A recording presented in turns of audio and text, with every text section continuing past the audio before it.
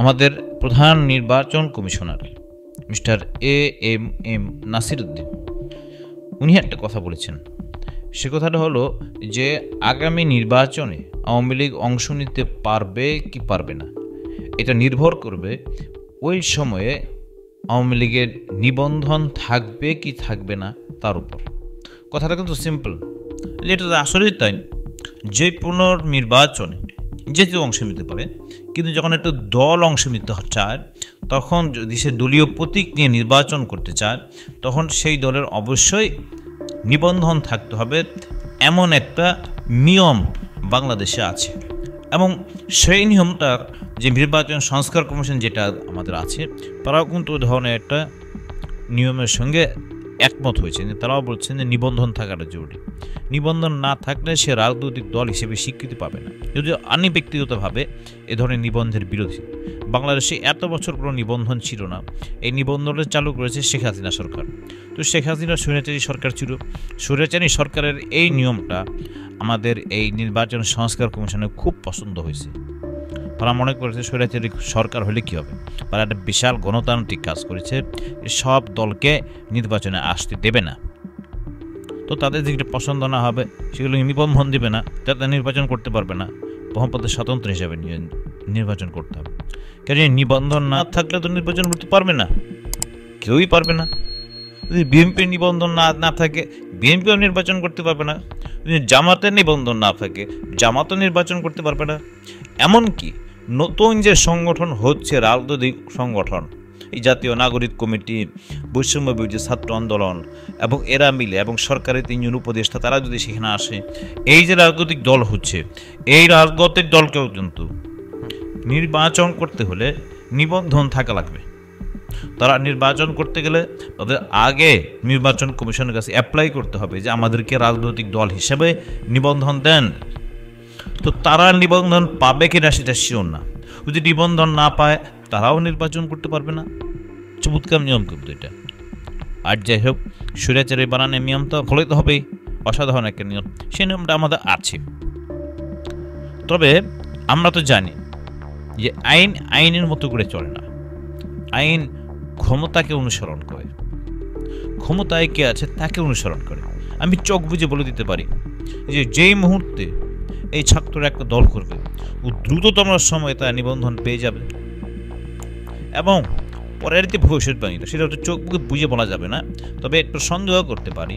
সেটা হলো নির্বাচনে আগে আগে আওয়ামী লীগের নিবন্ধন বাতিল হয়ে যাবে। কারণ একটু আগে বলেছি, আমাদের দেশে আইন আইনের মতো করে চলে না। আইনকে যেভাবে চালানো হয় সেটা সেভাবে চলে। যে একজন উপদেষ্টা, উনি সরকারের একটা অংশ, উনি নিজে বলছেন যে আওয়ামী লীগকে আগামী নির্বাচনে অংশ নিতে দেওয়া হবে না। এটা নিয়ে কেউ কিন্তু এখন পর্যন্ত 24 ঘন্টার বেশি পার হয়ে গেছে, কেউ কোনো প্রতিবাদ করেনি। সরকারের পক্ষ থেকে এর কোনো ব্যাখ্যা আসেনি। অন্তর্বর্তীকালীন সরকারকে কথা বলতে পারে একটা পার্টিকুলার পলিটিক্যাল পার্টিকে যে তারা নির্বাচন করতে পারবে না? যদি আপনি মনে করেন এই পলিটিক্যাল পার্টি নির্বাচন করার অযোগ্য, তবে তার নিবন্ধন বাতিলের জন্য উদ্যোগ নেন। যেমন নাকি আওয়ামী লীগ নিয়েছিল জামাতের ব্যাপারে, আওয়ামী লীগ জামাতের নিবন্ধন বাতিল করে দিয়েছিল। জামাত দাঁড়িপাল্লা মার্কা নিয়ে নির্বাচন করতে পারতো না, কিন্তু এবার কে কেউ করেছে? তবে করেন। অথবা আপনার আওয়ামী লীগকে নিষিদ্ধ করে দেন, যদি ক্ষমতা থাকে করে দেন নিষিদ্ধ, পারবেন, পারলে করেন, তাহলে তার কোনো প্রশ্নে ওঠে না। তো বিষয়টা দাঁড়াচ্ছে এটা যে এরা যা চাচ্ছে ইলেকশন কমিশনের সেভাবে কাজ করার জন্য যে তারা রাজি, সেটা তারা আজকে প্রকাশ করল। এটা তো প্রসঙ্গ নয় আওয়ামী লীগ নির্বাচন করতে পারবে কি পারবে না, এটা নিয়ে প্রশ্ন উঠতেই পারে, যে কেউ করতে পারে। যেহেতু উপদেষ্টা প্রশ্নটা তুলেছেন যে নিবন্ধন আওয়ামী লীগ নির্বাচন করতে দেবেন না, এটা এই প্রশ্নটা উঠতেই পারে। কিন্তু আমার কথাটা হলো কি, এই কথাটার পদ বাতলিয়ে দেওয়ার পদ্ধতিটা নির্বাচন কমিশন কোনো আগ বাড়িয়ে নিল। তফসিল ঘোষণার আগে নিবন্ধন থাকার উপর নির্ভর করছে আওয়ামী লীগের নির্বাচনে অংশগ্রহণ।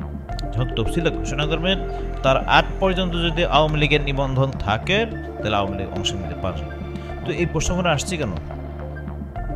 এটা তো সবাই জানে, এটা নাথিং নিউ। কিন্তু আওয়ামী লীগকে নির্বাচনের বাইরে রাখার পদ্ধতিটা হলো এইটা। যে নিবন্ধনটা বাতিল করতে হবে এবং কত করতে হবে তফসিল ঘোষণার আগে। আপনি নিশ্চিত থাকতে পারেন খুব শিগগিরই আওয়ামী লীগের নিবন্ধন বাতিলের জন্য আবেদন করা হতে পারে, আমার ধারণা করা হবে। তো এটা হলো আমাদের গণতন্ত্র। কাকে গ্রহণ করব, কাকে বর্জন করব, এই ইতিহাসটা কেবলমাত্র জনগণের। জনগণ ঠিক করবে কে ক্ষমতায় আসবে, কে ক্ষমতায় আসবে না। জনগণ ঠিক করবে কে রাজনীতি করবে, কে রাজনীতি করবে না। জনগণ ঠিক করবে কাকে গ্রহণ করব, কাকে প্রত্যাখ্যান করব। এখন যদি আপনি অপশন হিসাবে একটা বিশেষ দলকে সেখানে নাই থাকতে দেন, তাহলে গণতন্ত্র থাকলো। আমরা 2014 নির্বাচনে কি বলেছি, আওয়ামী লীগ কি বলেছে, ওনারা আসে নাই, আমি কি করব। আমরা তা আপনি কি রেখেছি 2018-তে জামাতকে আসতে দেওয়া হয় না, কারণ নিবন্ধন নাই, সরকার তো কিছু করার নাই, নিবন্ধন নাই জামাতে। ওই পড়ছে আদালতে আদেশে নাই নিবন্ধন, কে কি বলে যে নিবন্ধন নাই, আমরা আমাদের কোনো দোষ করিনি, আমরা সব ঠিক আছে, জামাতে নিবন্ধন নাই। 2024-এ কি হয়েছে, ওনারা আসে নাই, অনেক প্রার্থী ছিল, আমি ছিল, ডামি ছিল, কত লোক ছিল, নির্বাচন হয়ে গেছে, সব লজিক্যালি নির্বাচন হয়েছে। লজিক্যালি কি হয়েছে, মানুষকে প্রশ্ন করেন, মানুষ বলবে। এবার কি হচ্ছে, সে একই গালে আপনি করছেন, নিবন্ধন নাই, ব্যবস্থা ওইদিকে যাচ্ছেন আপনারা। তো হয়ে গেল। কি বলেছে আমাদের উপদেষ্টা, তিনি বলেছেন যে যারা নাকি বাংলাদেশপন্থী হবেন না তাদের এই দেশে থাকবেন কিনা সেটা নির্ভর করবে যে সে বাংলাদেশপন্থী কিনা। এখন বাংলাদেশপন্থী বলতে যে আওয়ামী লীগ পন্থী নয়, বলতে যে আওয়ামী লীগকে বোঝানো হয়েছে, এতে তো কারো বুঝতে বাকি নাই, কারণ আওয়ামী লীগকে নির্বাচন করতে দিবে না। আচ্ছা, আওয়ামী লীগ কত ছোট দল বলেন তো, একটা সিম্পল উদাহরণ দিই, তাহলে আপনারা বুঝতে পারবেন। আমি যদি আওয়ামী লীগের সবচেয়ে ব্যর্থ, আওয়ামী লীগের সবচেয়ে মানে আপনার কম গুরুত্বে যে নির্বাচন আওয়ামী লীগ সবচেয়ে কম ভোট পেয়েছিল, সবচেয়ে কম আসন পেয়েছিল, সেরকম একটা কথা বলি, সেটা কোনটা 2001 সালের নির্বাচন। 2001 সালের নির্বাচনে আওয়ামী লীগ এই 300 আসনের মধ্যে মাত্র 62টা আসন পেয়েছিল। কত ভোট পেয়েছিল মনে আছে আপনাদের? তখন তো জনসংখ্যাও কম ছিল। তার মধ্যে আওয়ামী লীগ ভোট পেয়েছিল 2,23,65,000 ভোট। যখন আওয়ামী লীগ খুব খারাপ করে তখনও আওয়ামী লীগ প্রায় 2.5 কোটি ভোট পায়, মাথায় রাখতে হবে। কিন্তু তারপরও আমি করব আওয়ামী লীগকে নির্বাচনের বাইরে রাখার এই যে ছলচাতুরিগুলো, এগুলো দেশের মানুষ বোঝে, বিদেশের মানুষে বোঝে। এগুলো জাতীয় এবং আন্তর্জাতিক পর্যায়ে এই সরকারের নিরপেক্ষতাকে উজ্জ্বল করে দেয় না।